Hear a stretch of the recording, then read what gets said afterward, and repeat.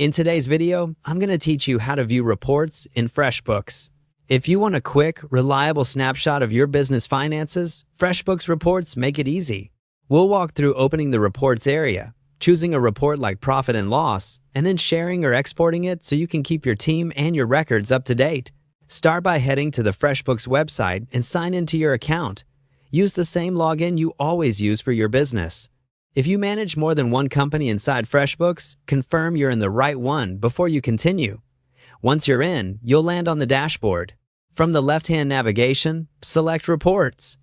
This section is always available, and it pulls together everything from high-level financial summaries to detailed activity. Clicking Reports opens a dedicated page where all available report types are listed in one place.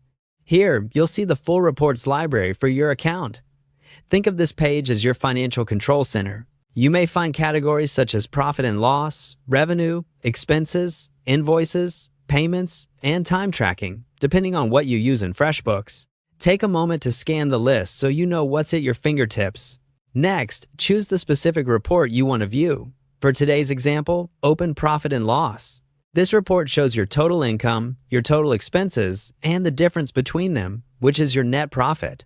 Inside the report, you'll typically see sections grouped by income and expense categories, helping you spot trends and outliers at a glance. If you need to refine what you're seeing, look for filters such as date range to focus on a specific month, quarter, or year.